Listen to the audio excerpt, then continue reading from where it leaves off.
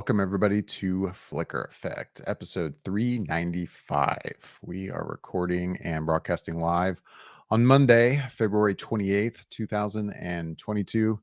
I'm David Lott. Joining me, as always, is Bobby Jackson. How's it going, Bobby? Hey, how's it going?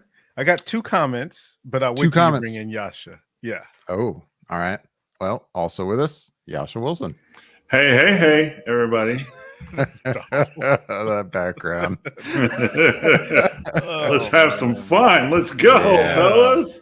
Yeah, if you're listening to the audio version of this, Yasha's your background here on the stream is It's the thing nightmares are made of. Let's just say It what it is. is, all right, boys.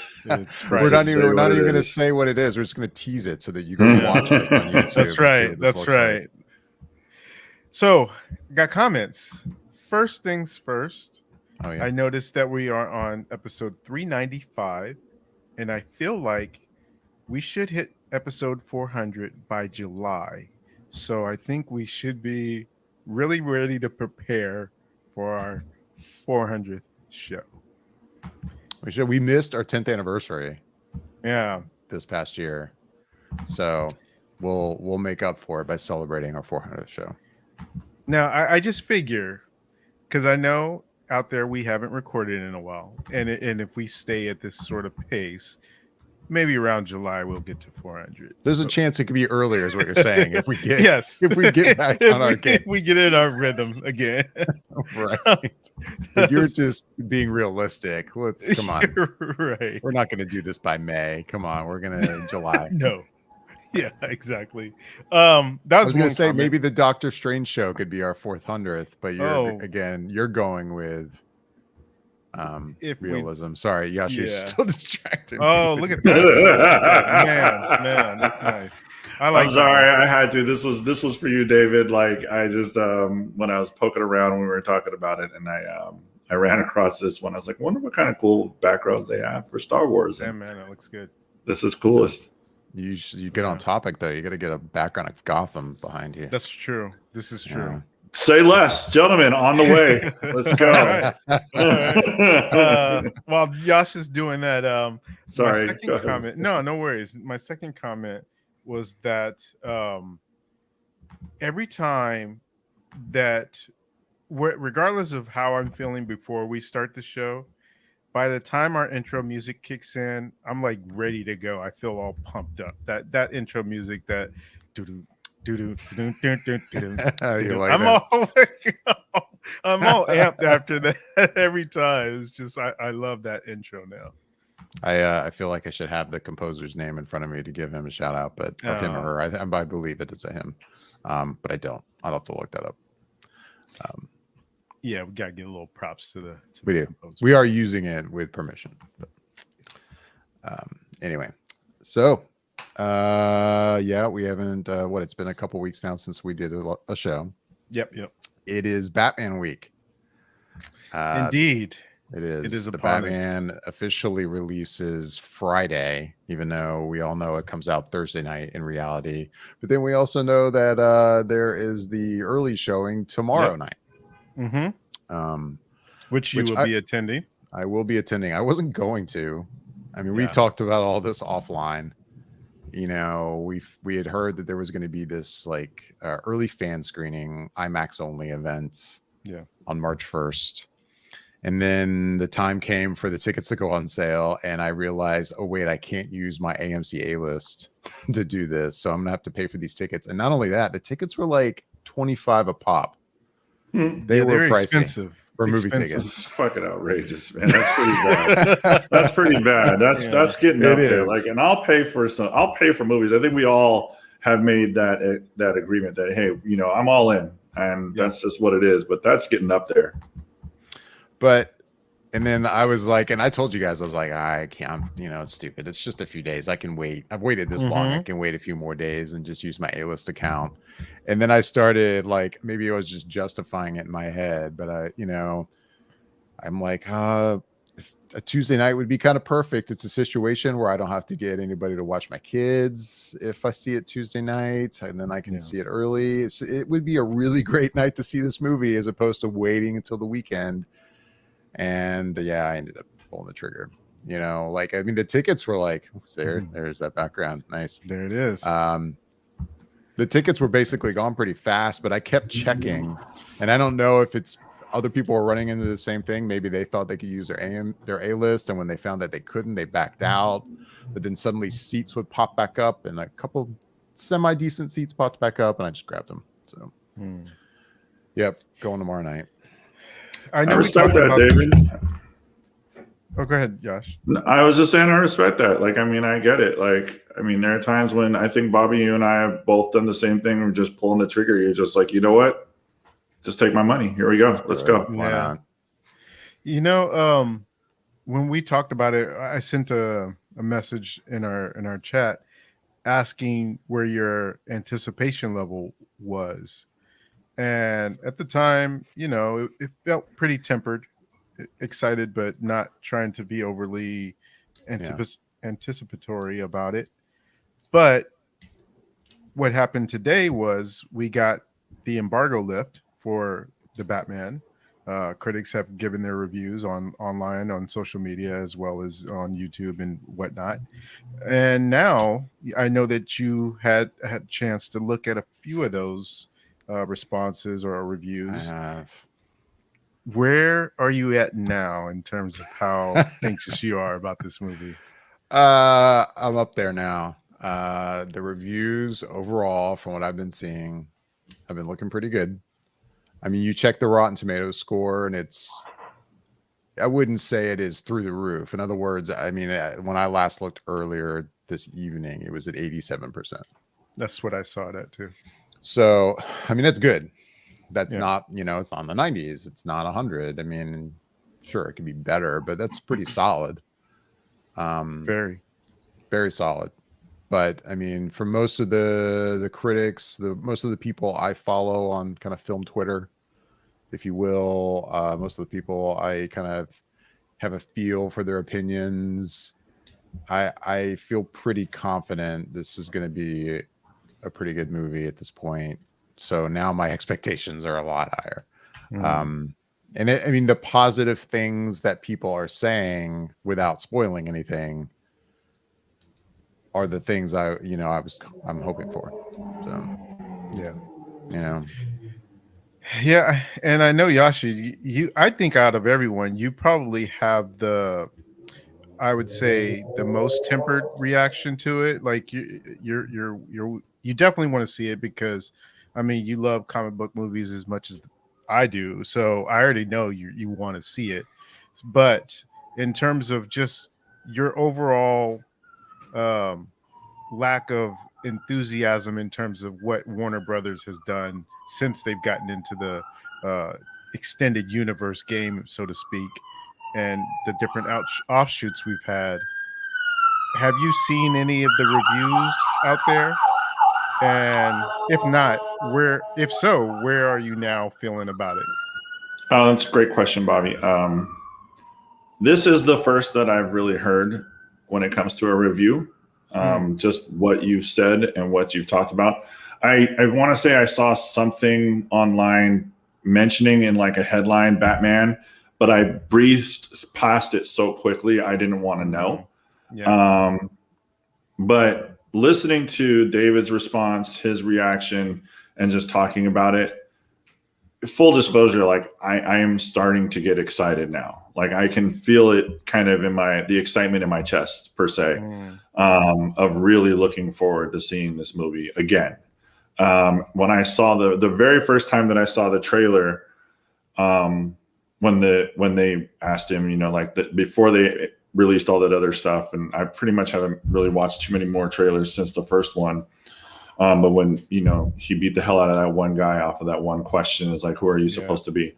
I was excited. I was really excited. I was like, this looks dark. This looks gritty. This looks, for lack of a better way of saying it, a little violent and punishing, which is a big part of, I think, what Batman does and what he's about. And I'm looking forward to it now. Like I'm starting to get really excited. I think as the weekend nears, I will definitely start to feel more and more anticipation to going to see the movie and seeing this movie.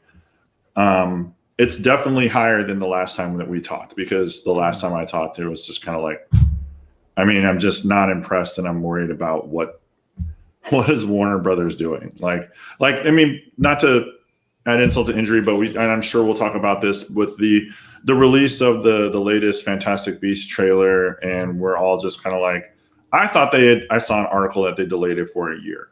Maybe I could be wrong, but this at the end of this trailer it said it's coming out in April, and I'm like, hell, man, that's like a month away. Like, that's crazy. Like, it's like I'm super excited to see it because I like that world. I'm interested in that world. I'm ready to see the next iteration of this story that J.K. Rowling wants to share. So it's just I don't feel like sometimes their marketing team and their production team and their management team and everything is like that. They're all on the same page.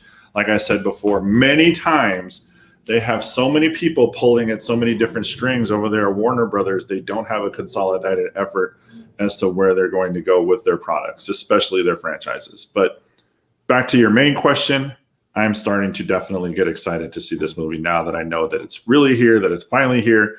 Doesn't look like it's going to get delayed again, so I'm all in. Yeah, I gotta say for myself, and I mentioned it in our chat, that I was very much in the camp of anticipating it quite a bit and have high expectations for it, which is not something I normally do for a lot of movies. I'll have my level of anticipation for something and excitement for something, but it's more like it was already at a certain point and then it just was stayed at that point, whereas this one for sure had started at a high point, and now after seeing the reviews it's gotten to a higher point. And that's so rare for me, and it's all because of some of the things that some of those reviews have said. And as David sort of alluded to earlier, these are things I've been wanting to see from this character. So I think that that's going to really play into how much I end up enjoying it. So fingers crossed that it's as good as I'm hoping it and anticipating it to be. That's what I think the big hope for all of us is I really, really think we all have such high hopes for these movies when they do come out. And I just really hope that this one lives up to our expectations, just our hopes. Just, I mean, it's not to bring this up, but it's like, it's very rare that, we get a No Way Home where I've explained it to people. I tell people all the time when it's like anything that you wanted to happen in that movie, you essentially get, and you're satisfied with how it came about. And that's my feelings on it. And I think, Bobby, you'll echo that as well. I'm really hoping that we get that with this because they're just really taking a giant leap again. They can't just, sooner or later, people will start to taper off if they don't have this connection to these type of characters, and they can't just keep re-releasing it one after the other, of having new stories and like, oh, well, who are we gonna have as the Joker this time? And oh, we got the Penguin, and we got this. It's gonna get old if you're just releasing the same topics of the same background story and origin story over and over and over and over again within like a 3 to 5 year span. Like I just feel like that's going to get dry. Yeah. Yep. Yeah, I'm excited now. So I'm now, of course, happy I bought the tickets for tomorrow night because now right, yeah. With all the reviews out now and how positive they mostly seem to be, I'm like, oh man, I don't have to wait till Thursday. Tomorrow night, it's almost here. It is. It's very close, and I'll be very curious to hear once we have a chance to review it and hear everyone's thoughts on it. Because I only got tickets for the one night on Thursday, but as I'm starting to think about it, I'm like, you know what? I need to maybe get another ticket for over the weekend to check it out a second time. Yeah. Like, I mean, I should probably do the same. Yeah, we'll see. Yeah. What else has been going on? Well, I know one thing we didn't get a chance to talk about. There's some changes this year to the Oscar ceremony. So this year, the Oscars, they always seem to want to tinker and mess around and try different things. And for me, I'll just say that it always seems like their intention isn't to try and make a better awards show. It's always an attempt to make a more sort of viewer friendly award show and trying to attract more people to watch this show. And in their latest effort of being able to try and get more views, they're going to try and cut down the award show, which, you know, they always seem to try and do that some way, some form, some fashion. And this year they're going to attempt to do that by cutting out, I think it was 8 categories. Yeah. Now they did say that what they're going to do was have those categories beforehand, before the show, and then edit them into the live broadcast somehow, which that seems like a tricky proposition. I don't know how well that will work. But David, one thing, and the reason why I brought this up in general is because you said something that I don't think I've ever heard you say when you found out the news about this. So do you want to tell everybody what you said in response? Yes, you said you're not going to watch. So a little background, a little backstory to what my decision on this. So it's funny, like not just 2 days before. It was probably like 2 days before this announcement happened. I mean, you know, Michelle and I were talking about the Oscars. And the reason we were talking about it was because it falls on the 27th. And I had realized I actually had made other plans for something that night. Of course. It's a sporting.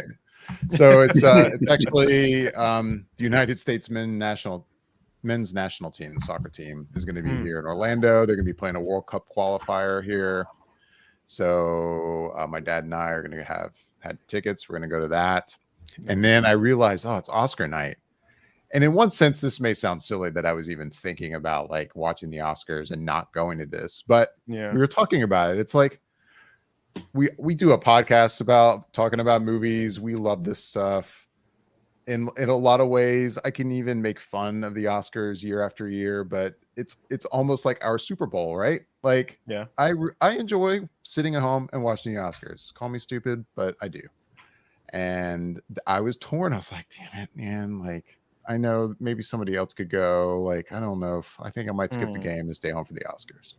And then like 2 days later, this announcement comes about these 8 categories not being presented live during the show. And that was definitely the straw that broke the camel's back. I'm like, you know what? Nope, I'm good. I'm not watching. Like, and even if I weren't going to that event, I'd still be seriously considering not watching. I mean, if I had nothing else to do, I probably would just hate watch it. Like, you know, like just to see what kind of shit show it is. I think it's just such a terrible decision for so many reasons. You know, you mentioned the 8 categories, and for those who don't know, the 8 categories that they're not going to present live during the show are documentary, short subject, film editing, which blows my mind, makeup and hairstyling. Nothing against any of these categories. I mean, maybe I react more strongly to some of them than others, like film editing. But anyway, makeup and hairstyling, original score, production design, short film animated, short film live action, and sound, which hurts me personally. It's, you know, it's tough because I have heard the argument on the other end of the spectrum of, oh, well, they are still being presented during the show, just not live, and they're going to edit them in, like you said, Bobby. Yeah. And I will say, you know, you look at a lot of the discourse on social media, on film Twitter, and there are a lot of people, at least in the way they're commenting about it, they are talking about it like they are just cutting the categories altogether, and they are not. Like, these categories are still getting their awards. You know, they are still going to be shown apparently in some way, shape, or form during the broadcast, just not live. But there's still something about it that rubs me the wrong way. You know, if I were a a person in one of these categories that was nominated, or even if I wasn't nominated, but especially if I were nominated, and it would hurt a little bit to go, oh man, I'm going to the Oscars, but I'm going to be getting my award like an hour before the show starts. Like, and who's going to be inside? Like, how's the red carpet going to work with that? Like, there's a lot of logistics there that I don't know if that's been really discussed or kind of revealed how that's going to play out. Like, who's going to be in the room when these people get their awards? It's kind of fucked up in my opinion. And you know, they're trying to make an effort, and I get it. You know, ratings are down, but it seems like ratings are down for these kind of things across the board. And I don't think this is going to be the thing that is going to bring people in. Make a better show, you know, and still do the Oscars is the way to do it. I'm not saying I have the answers.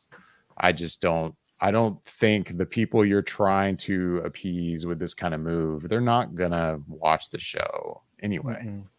So it bums me out. I'm not saying I'll never watch the Oscars again or anything like that, but I'm probably not gonna watch this year. Yeah, I really think the only way, well, not the only way, but a way to bring in viewers that they seem to chase so badly would be to really drastically overhaul the Oscars as a ceremony altogether. And I don't think that they're willing to do that. So I feel like they really should just leave it alone. And the people who love it and watch it, just keep those people happy and doing what needs to be done for the show. Don't complain about length of the show. If you want all these categories, there's no real good way to cut them down in a way that I think will make everyone happy.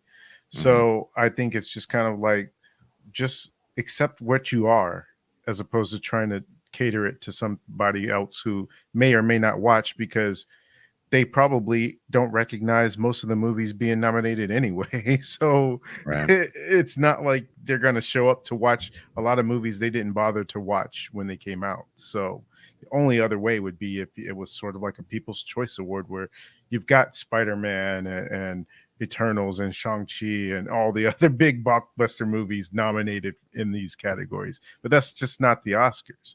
So don't try and make it something that it's not, in an attempt to get people who really aren't that interested in the first place. Right. Fully agree.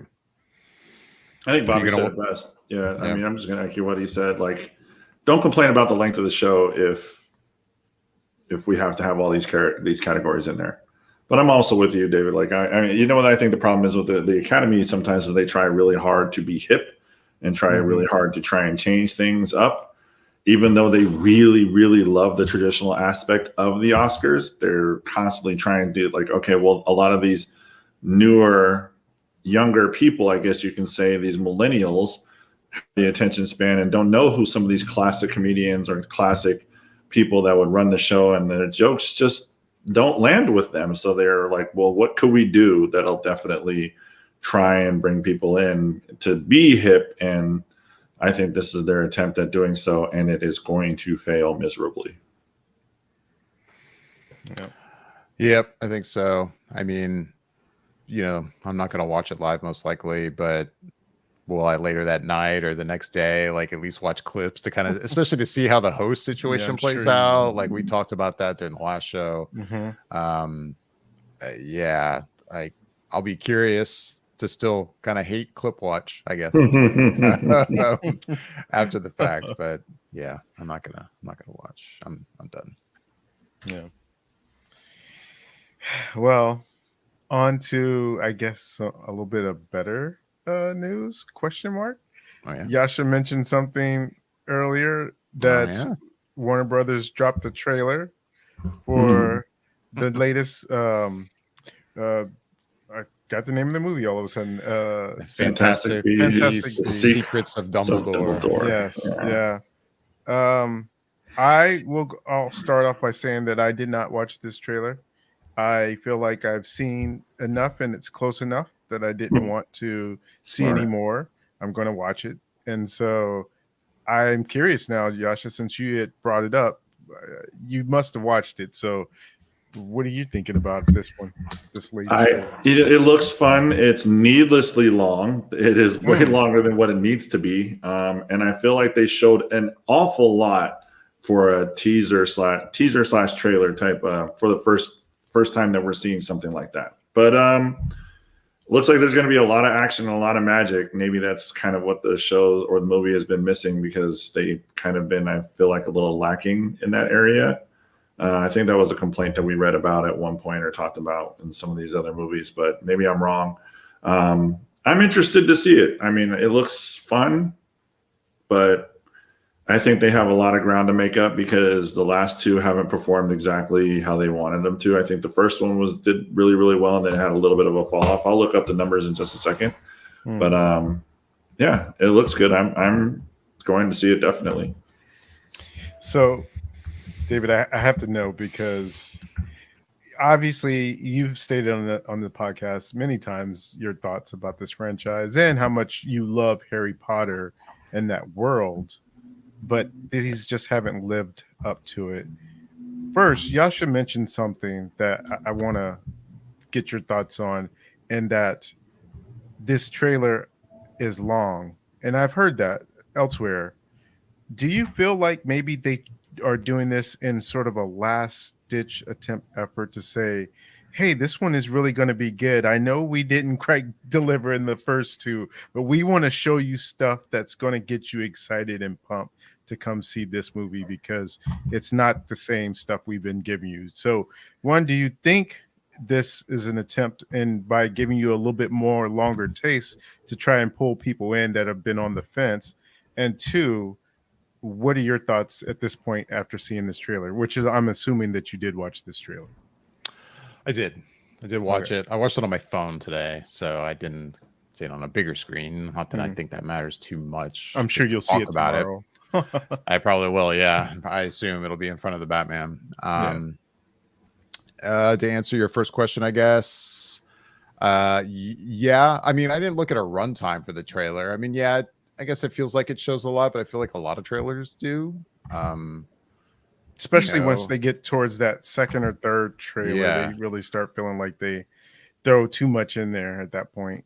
I mean, this would be the point with any other movie. Like, if this were the Batman, I wouldn't have watched this trailer. Like, it's so close now. Like, I don't need to see it. But since this, as you mentioned, the Fantastic Beasts part of the Harry Potter world, this franchise, I have not been thrilled with for a few reasons. And, so I did watch this, and yeah, I could see where, hey, if indeed Warner Brothers, and that's been the word, right? That Warner Brothers has acknowledged maybe they need to kind of shift things in a different direction with this franchise, and do something bigger and better. And if indeed, like, they feel like, wow, actually this is a solid film, like, please, people, come see this. Yeah, maybe that's why the trailer shows as much as it does, or if, depending on how long it is, they made it as long as it is. For me, I mean, yeah, I watched the trailer. I was like, sure, the trailer looks good. I like the recasting of Grindelwald with Mads. Like, I've always liked him, and at least just seeing these clips of him, there's a part of me that wishes that he had been the character all along. But I don't mind that recasting. I'm kind of happy about it. Part of me just wishes they would fully admit that doing the franchise the way they're doing, like, they decided, hey, we're going to do this prequel series, but it's going to be called Fantastic Beasts, and where to find them, and we're going to keep it with that theme, with that main character. But yet they're still doing this whole, like, full-on prequel to the Harry Potter films, like, full-on tie-in, like, that's the part of it that's like, well, why didn't you just do that? Like, because now it feels like the Fantastic Beast part of it is just like a sideshow. Like, even you look at the poster, which I don't have, I'm not able to throw up right now, but it's like you could barely read the part where it says Fantastic Beasts. Like, it's like so tiny over in the corner. Fantastic Beasts and the Secrets of Dumbledore. Like, I almost wish they could have just, like, said goodbye to, what is it, Newt? at the end of that last film. Nothing against him. I actually like that character. He's fine, but just kind of said goodbye to that aspect of these movies. And then, okay, let's make this movie called The Secrets of Dumbledore and just move on to like purely just telling that story. And I fear I'm going to watch this and it's still going to feel like they're going to be forcing in like animals for scenes because, well, it's a Fantastic Beasts movie. We got to put animals in it. Were there none put in these the trailer? creatures in. Because I don't think I've seen any in the previous trailers. Were there no Fantastic Beasts? Yeah, there's a couple. Yeah, there's some. Okay. But it's nothing that we haven't seen, I don't think, really. Like they had that little twig thing that was in the trailer. And then yeah, he was in the other one. Yeah, I don't remember seeing anything else that really kind of caught my attention for like a 3-minute trailer, which is weird. But go ahead, David. No, I mean, that's it. Like, I just fear I'm still going to watch it and it could be a good movie that still has to somehow like affiliate it with itself with Fantastic Beasts and I'm with creatures, and it's going to feel unnecessary, you know. I hope it's not. I hope it's great. Yeah, I'm with you, David. Like, I wish that if they were going to do this whole prequel type of thing, like, I wish they would just kind of like own the prequel and like, you know, they could have done something where they like made the Secrets of Dumbledore, had this whole mystery, and also told the story of what is it, Harry and not Harry, Lily and what are Harry's His parents? His parents and their story, because we learned so much about their story in the original series, but it sounds like they really had some crazy ass adventures too that could have just been established and really kind of, you know, elongated, if you would, when it comes to it. And Harry's parents and whatnot, even up to the very point where they take out Jesus. Drawing banks all over the place. Take out because the bang, he who shall not be named. I can't even remember his name right now. Voldemort, yeah. But it's like, I mean, they could have taken it all the way up to that part of the story and like, you know, showed side battles that they had. I mean, this just me, but maybe they wanted to really kind of explore thinking that this other venture is going to be good. But to like address earlier too, is like, I mean, there with the Fantastic Beasts and the fallout that this movie has had is not something that Warner Brothers want. They need this to do well, because I think they signed on for like 5 movies, if I'm not mistaken, if I'm remembering correctly. Domestically, it dropped off about 25% so that's almost like a full 100. It's like 75, actually almost $100 million lower than the first premiere of the first film. And I'm about the same for the international release as well. So this movie's like, that's a huge drop for such a franchise that they're essentially their staple right now, which, you know, the Harry Potter series was, where it's like, it was a cash cow. Like they elongated that movie over the 10 years to make it and made so much money out of it. They made a damn theme park for it. You know what I mean? Like, and these movies, by all standards, I mean, yeah, they're doing well enough that they're going to do another one, I guess, but it's, you know, it's not doing great. Like, it's just not, you know, it's not handling itself. So I agree. And I think, honestly, I know a lot of people say that these days, but I really think that had there been more forethought in going into everything, Fantastic Beasts probably would have made a better HBO Max series than a movie. And they could, if they wanted to do the movies, they could have just built it all around Dumbledore and Grindelwald and had that story as a 3-parter or 4-parter, whatever the case may be.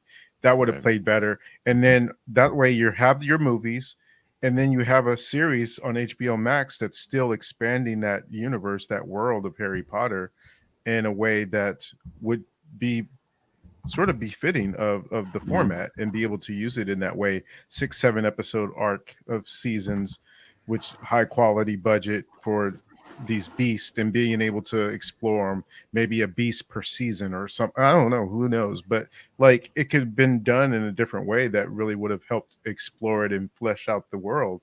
And I do hope that they kind of will start to look at that a little bit within this IP that they have, because there's so much that they can do within that universe to be able to tell unique stories and help build out that world a little bit more.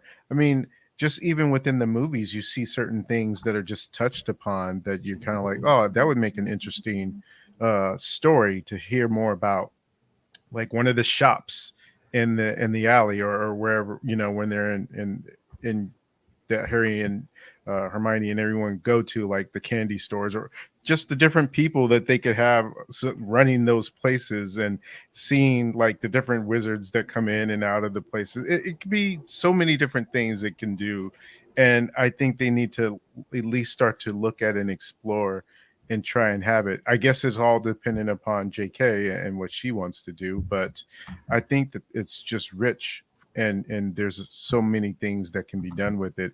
And this attempt at it just didn't quite land properly, because maybe there just wasn't enough groundwork and foundation of them being able to flesh out a really good story that people would respond to, that worked out properly. And now they're sort of trying to course correct in the middle of the series, and we'll see how it goes once this one comes out, though. Yeah, I guess so. I mean, I'm curious to see it for sure. Like I said, I want it to be good.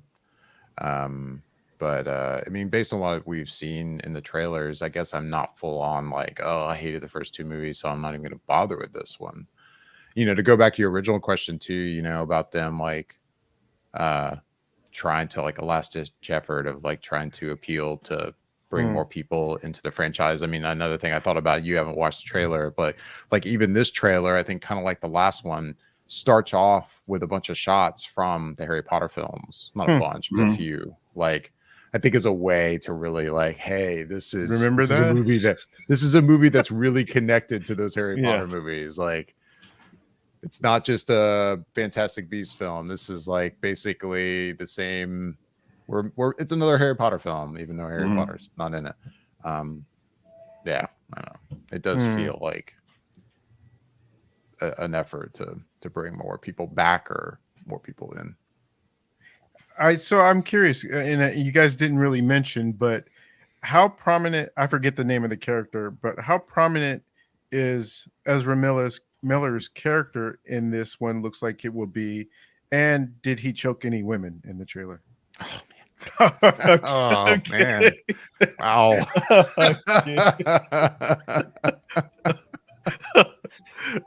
I'm kidding about the second part, but the first part I do want to know. He's in it a decent amount. You definitely see a few shots of him for sure. He looks like he'll play a decently large role in the film. As to your second question, it's been building.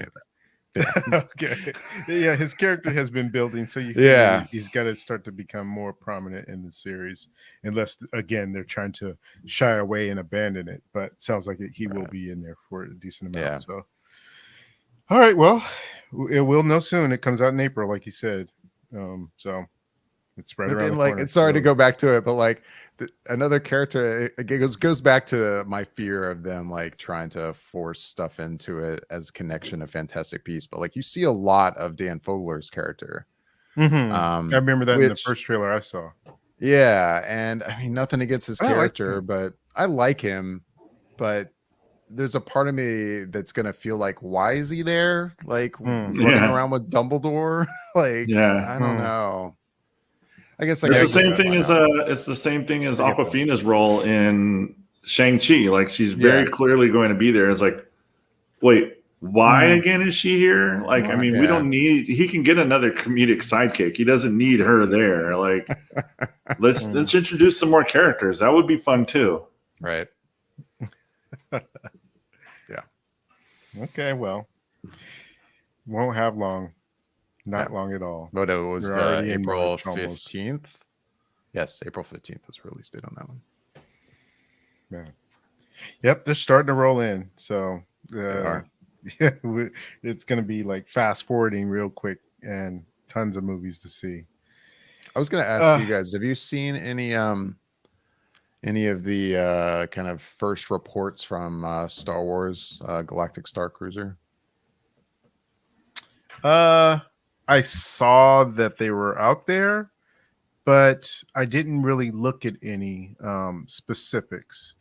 And Drew McWeeny, who is a online movie critic, and he had made a comment that kind of made a lot of sense to me. And he had said that a lot of the reviews that he saw, in the way that they talked about the cruiser and everything and the experience, that these were people who were given access to go over there for that weekend and experience it.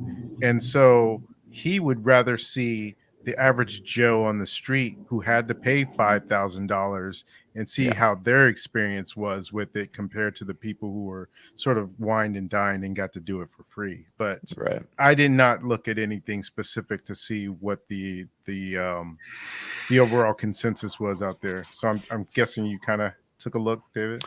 Not much. Okay. And I won't name any names because I don't have a nice thing to say. It's definitely somebody we both know, Bobby, or at least someone we both follow. Okay. that has a YouTube channel. Yeah.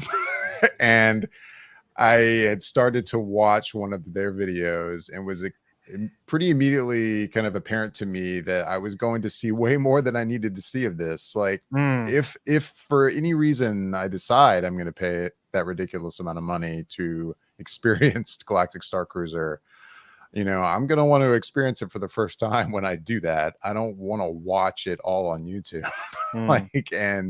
Man, they were showing so much, and I could see that there was 4 1-hour videos that they had posted on YouTube, that in one of them it seemed like it was going to focus fully on the finale of the whole experience, and I was like, I don't want to see all this. I just kind of want a general hey, what did we think of this? We think this is worth it, or we don't think this is worth it. So I'm sure there is stuff like that out there. I haven't really found it yet or sought it out yet, but I just thought I'd bring it up. I knew that a lot of influencers were basically invited to enjoy it for that weekend for free. So the press of that is now kind of out there. So after all the negative press Galactic Star Cruiser was getting after the videos that they had been putting out, which didn't look so hot, I am curious to know, okay, so how was it actually? And I mean, I did see another quick shot of the lightsaber, which looks pretty sweet, but other than that, I haven't seen much. Yeah, me either. No. So, have you had a chance to watch anything since last we gathered here and did our YouTube thing? Me or Yasha, or both? You? It's sad that I have to think about it. I'm like, what have I watched lately? I started playing Elden Ring. And it's sad that I have to Elden Ring. I started playing that, so that's probably going to take up way more time of my life than I should be devoting to a video game. I could tell immediately as I started playing it. I'm like, oh, this was a bad decision to buy this. It's good. Yeah, but I've heard there's issues with it. Oh yeah, I haven't heard about the issues. I'm playing on a PS5. Okay, so I think I did hear that on PC there were some problems, right? Issues. Okay. Yeah, I'm playing on the PS5, so hopefully I won't run into problems with that. What have I watched lately? Yeah.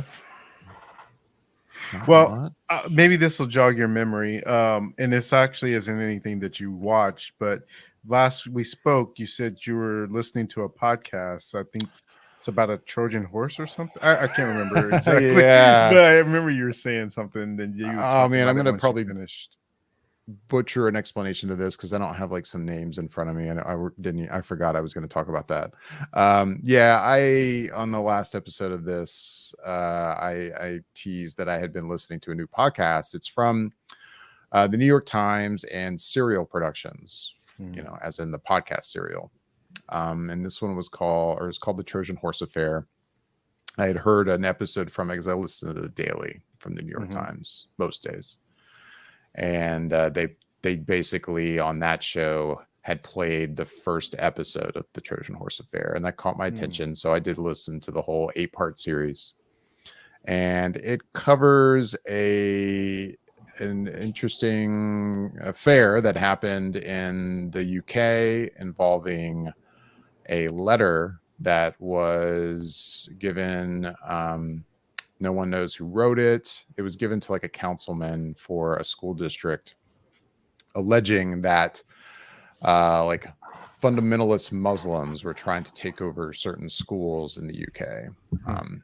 For those of us in the US, I honestly, if this kind of made the rounds in our news, I don't remember it.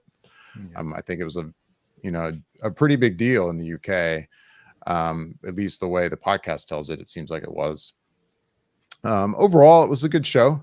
It was good also just because, and I found it fascinating, not just because it told the story about this Trojan horse letter, as it was called. And basically the idea behind the podcast are these two reporters were trying to find out who wrote it, because no one, I guess, in their investigations over in the UK seemed to ever find out who wrote it, or seemed to try to find out who actually wrote the letter. So that was their attempt in this podcast, is to try to find out who wrote the letter. But it was also an interesting kind of look at just journalism. And, because one of the two hosts of the show is a new journalist. Like, actually, when he had started this investigation, he was still a journalism student, a former doctor, to turn into a journalist. And yeah, there was a lot of stuff like recordings of just these two journalists, like talking off the cuff, like during their investigation. And it was kind of an interesting examination of a role of a journalist and the things I'm not putting this well, but it was a good show. The Trojan Horse Affair, available wherever you listen to podcasts, I'm sure. Just like Flickr Effect. So is that the only thing that you got through? Yeah, we finished Peacemaker, we finished the Book of Boba Fett, and I've kind of gone we gave our thoughts about that. Yeah, we gave our thoughts on that for sure. I've been busy with so many things around the house and other things, and now a video game that I have not watched much. Sadly. I'm saving all my viewership excitement for the Batman. For Batman, the Batman, yeah. Then I know for a fact that Yash has had to have seen some things since last we spoke. So I'm with bated breath here, waiting to hear what Yasha has. Why do you think that I've seen something? Like, what is that? Where is that coming from? Like, you're just so sure of it. Because we haven't done a show in 2 weeks, and there's no way you went 2 weeks without watching something like that you hadn't seen before. So I gotta know. Know. All right, that's fair. Let's dive in, shall we?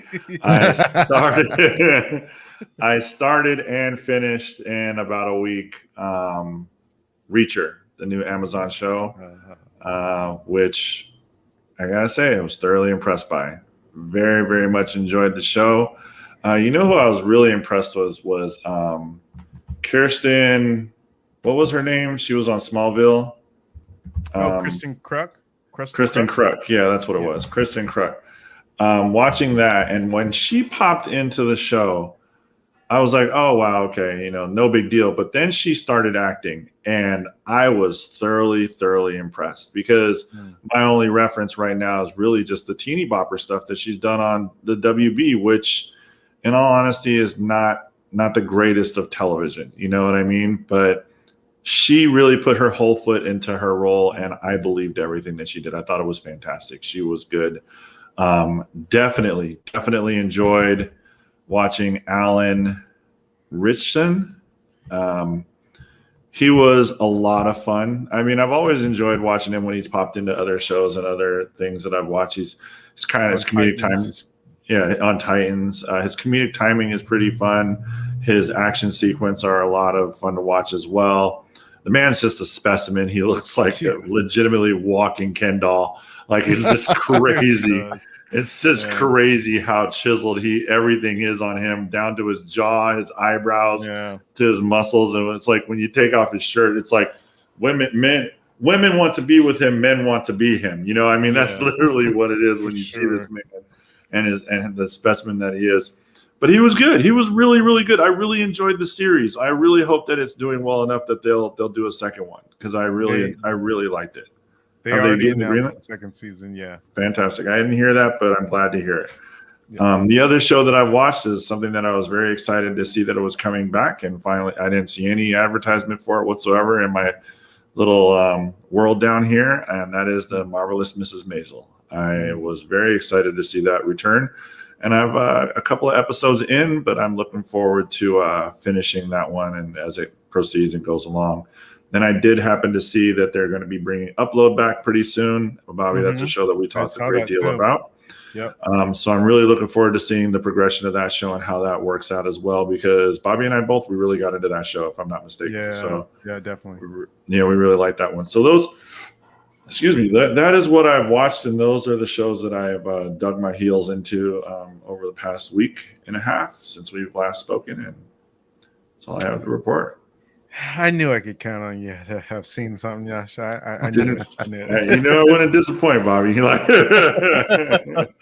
know me, I guess you know me well. We've been friends for 18 years, 19 years now. So I'm sure that you knew it was coming. We've had a whole history of a kid at this point, from birth to 18-year-old. Yeah, right. 18, 19 years old, something like that. Yeah, so I guess that leaves me with some of the things that I've had a chance to watch since we've last been on. And I guess the first thing I'll start off with is a movie, since we are a movie podcast and we like to talk about such things. Crazy talk. That's madness. I watched a couple weeks ago, the opening weekend, Uncharted. And I don't have a lot of familiarity with the game other than I've seen it and maybe played, I don't know, 30 minutes of it, and so I don't really have an extensive knowledge of the game, other than I know I have a sense of reference of what the character looks like from the games and just a little bit about his backstory. And I will say, with this version that Tom Holland is in and Mark Wahlberg, it feels much like a 90s or 2000s action adventure movie. It's not doing anything new and original, but I think that it's fun in that you don't see many movies like this anymore. It feels something along the lines of like National Treasure or The Mummy or something like that. And so there's just not a lot of those types of movies. And I think that played into why I enjoyed it. That, and I think that Tom Holland and Mark Wahlberg do just enough to make me, I think, interested in their characters and to see their chemistry grow a little bit more as more of these movies come out.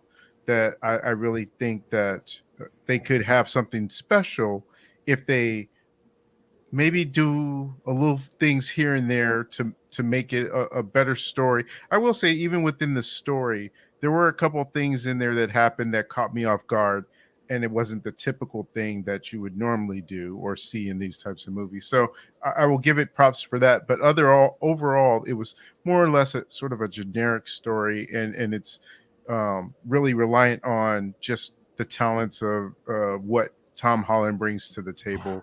And I think in a rightfully so sort of way, that since I'm not beholden into the games in that way, it was easier for me to buy in as him being Nathan Drake than maybe someone who's played the games and have a sense of who that character should be in their mind, especially since he's older in the games.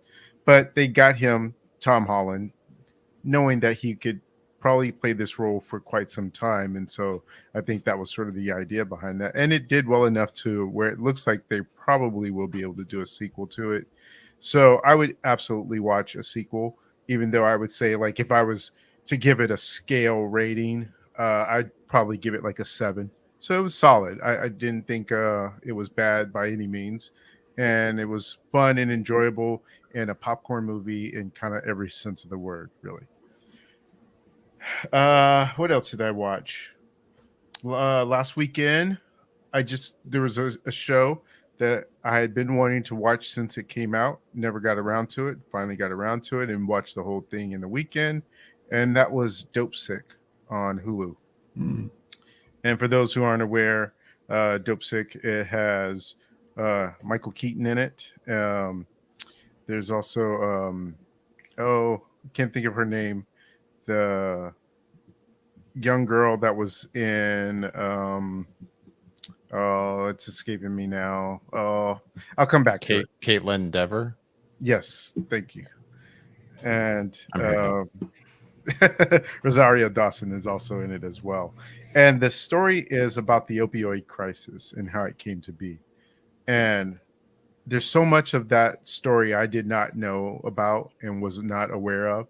And it will get you angry as you're watching it. And it's just, it's crazy the way big corporations and are allowed to get away with certain things, and how many people are in a collaborative effort with certain things. And it's such a good series. I think it's 8 episodes, and Michael Keaton just won a SAG award for his role in that show. I believe it's his first SAG award as best actor. I think it was. Sure, he deserved it. Yeah, he's fantastic in it. Fantastic. But I won't say too much for anyone out there that wants to watch it. I just think that it's definitely something to put on your radar, because I had no idea the ramifications and how big the crisis with OxyContin was at the time, and I guess currently can still be considered so. So yeah, that's definitely worth checking out. I would say is Dope Sick on Hulu. And the last thing I'll say that I had a chance to watch was the new Texas Chainsaw Massacre movie that's on Netflix. I've wanted to see that. I was so curious about that. I can't wait to hear. I had to interrupt. I can't wait to hear this review. Yeah, so don't watch it. My guy's ready. He wants to know how it was. How was? It was trash. Wow. Here, insert bubble here and pop. Yeah. It's not good.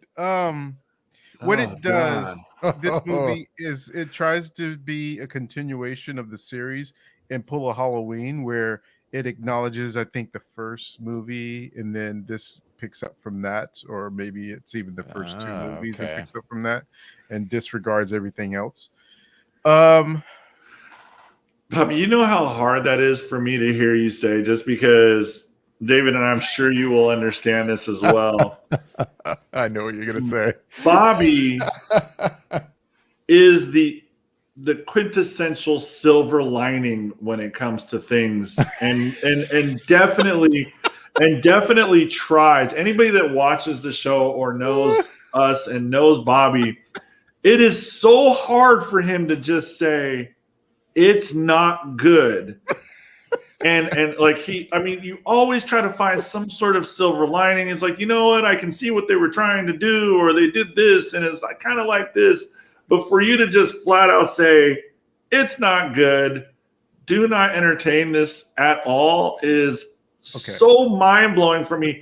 I will never give this show, like, not even if I'm bored and have watched everything else on Netflix, I will be like, well, I mean, I guess I can, I don't know, take up jogging now. Like, I don't even like to run that much anymore. But to hear you say that is so mind blowing for me. It's so revealing as to how bad this has to be for you to be like, yeah, stare at the wall where paint has already dried, because that's more entertaining than watching this.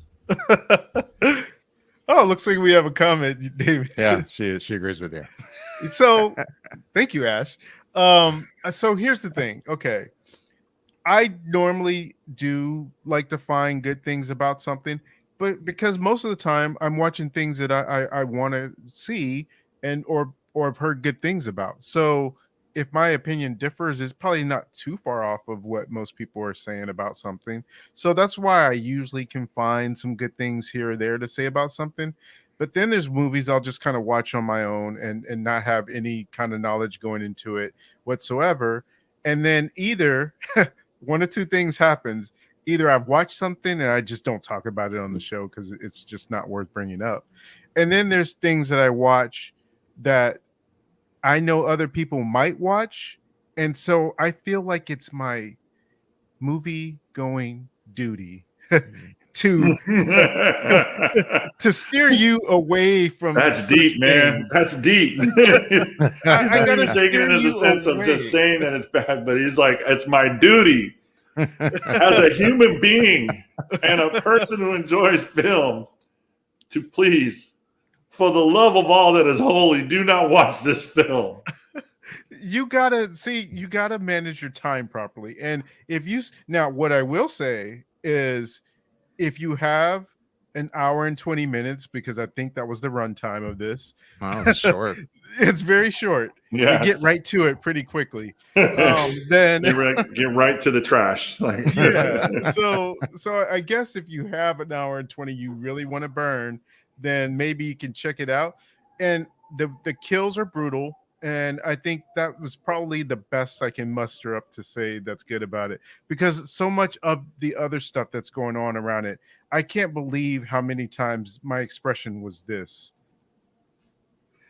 like I was like, what? And for anyone listening, I just, it's exasperation is a lot of the reaction I had, is just that, why are you doing this? Like, why in 2022 are we making characters do dumb things in horror movies still? Like, it was just so bad. And so I just could not get on board with it. And yeah, I just don't think that one's worth your time watching.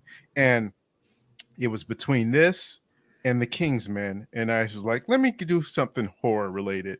So now I wish I would have watched The Kingsman. So I gotta go back and watch The Kingsman. I actually watched The Kingsman. I forgot about that. Oh, hey. Look at me jogging memories. What'd you think then, Yasha? I really enjoyed it. I liked it a lot. It was. Did you like the second one? I can't remember. I did. I liked the second one for what it was. It was just almost like a continuation of the movie. I was hopeful that it was going to be a launching of another franchise that we can kind of watch, because I like Channing Tatum and Jeff Bridges, and I thought that would be a lot of fun to kind of watch, but we haven't seen or heard anything about that, since then. What's that? Wait, you said Channing Tatum and Jeff Bridges? Where were they in? What am I missing? In the second one, he asked me if I liked the second Kingsman, and so that's what I'm referring back to. They were in that? Oh my god, I need to go back. This is how much you remember of dude. I don't even recall oh, that's right. Okay, yeah. I remember. They were like the American version. They were the whiskey. They were the whiskey brand with Halle Berry. Like, yeah. I bet you remember Halle Berry. You remember Halle Berry, don't you? No, I completely forgot about that. I didn't enjoy that movie very much, honestly. I didn't either. And I only watched it the one time. So I accepted it for what it was. I liked the first one, obviously, 10 times more. There are definitely problems with the second one, a lot of problems, but on a scale of 1 to 10, it's probably like a 5 for me, right across the board, just very much in the middle. But I liked this one. I think what I liked most about this Kingsman is that they really kind of dive into a little bit of like teasing that they've had this history, that they've been a part of history, like real American history, like some of the villains and stuff that they bring up in this, like real villains of the world. So it's like, and this organization is somewhat helping it and helping this along and right things that are wrong and whatnot. And it's like I'm, as like we all are, there's like I did a deep dive of like kind of looking at this movie and some of the characters, because of some of the characters I found so interesting. Rasputin being one of them, was just like a dumpster fire of a human being, like absolute terrible person if you've ever done anything about reading. And so like when he shows up in the movie, he's really just horrible. But some of the things that they were talking about, I just remember they overlapped a little bit, and I'm like, that sounds real familiar. And then I started reading a little bit more about it, and I was like, oh wow, like this is actually, they took this from fact and decided to interwove it with this story. So it's really interesting that they they did that, and that's one of the reasons why I liked it so much. But it's fun, and I really hope that the director Matt something. I think it's Matthew Vaughn. Yeah, Matthew Vaughn has something up his sleeve for another one of this movie, because I think it would be a lot of fun to watch. But I'm not. I wouldn't be surprised if they don't do anything more. Yeah. No, I've been wanting to watch The Kingsman too. I see it's on HBO Max and check it out. Hulu, I think. And yeah, I think you're right. I think it is on Hulu. Well, that's all I got, David. That's all you got? Yeah. I think that'll do it this week. We're out of time. That works out. As always, we would love to hear back from everyone listening and watching. You can email us with your questions and comments at feedback@flickereffect.com. If you are watching us on YouTube, Twitch, Facebook, or Twitter, thanks for watching, first of all, and you can leave your questions and comments there on YouTube. Make sure to like and subscribe and hit that bell icon so you can be notified whenever we go live or post any other videos in the future. We are also on Instagram and Twitter, by the way, at Flicker_effect. With that, I'm David Lott. I'm Batman. And I'm out of here. All right. Thanks for listening and watching, everybody.